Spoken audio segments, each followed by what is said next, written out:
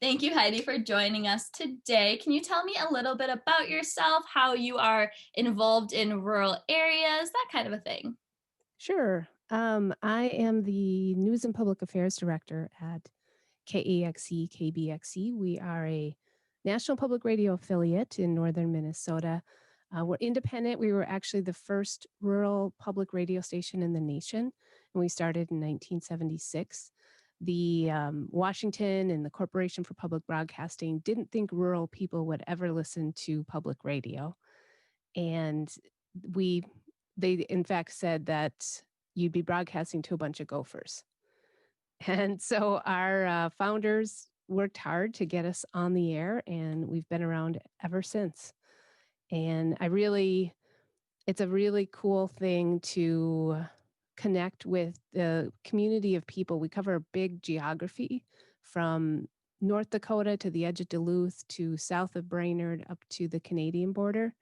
So it's people that might be isolated or not connected within their own towns, but by listening to KAXE, KBXE, they can find a community of people that may be like them. And I'm also really proud that we're not the typical public radio listener. It's a more working class kind of group of people who listen. Certainly, still the kind of typical college graduate, graduate degree kind of listener that likes news, but we also have a lot of people in our community who make the programming that we do when we're not in a pandemic.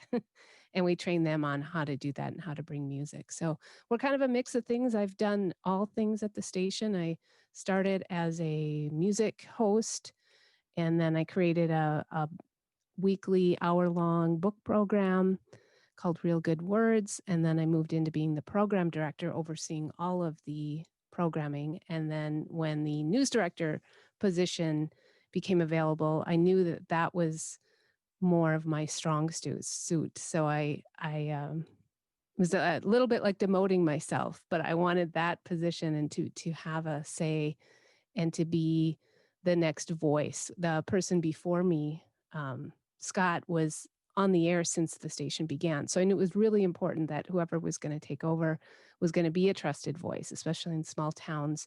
You want to feel like you know people. And so I worked really hard to convince them that I would be the right person for that. And I've been doing that job for about 5 years now. Awesome. Thank you for that. I heard a little bit of your connection to rural America, but can you dive a little deeper into that? Sure. I grew up in the Brainerd area before Brainerd was giant. It's not giant, but maybe compared to some small towns we think of. I grew up on a family resort, and we had 7 cabins and kind of learned hard work, and we had to clean cabins and make sure the resort was running and do all that. We ran that as a family for about 5 years, and then my parents started a local business that started in our basement. It seems very quaint nowadays because it is not necessarily, they've sold the business and it's no longer around, but we made telephone directories, which is sort of a strange business to be in. And people don't need them like they used to.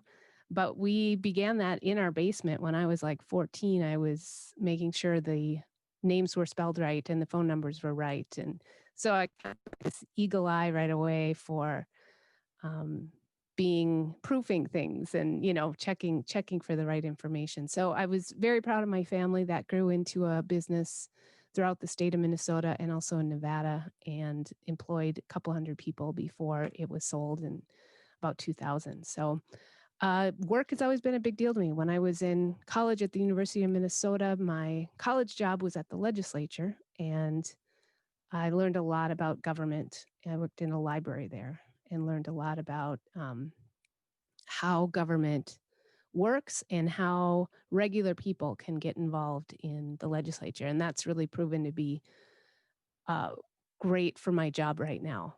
And especially during the 2020 elections and kind of understanding how this whole process works. So that wasn't rural, but I was certainly paying attention to all the rural places that I knew of and keeping connected while I was there for 10 years. Awesome. Thank you for that.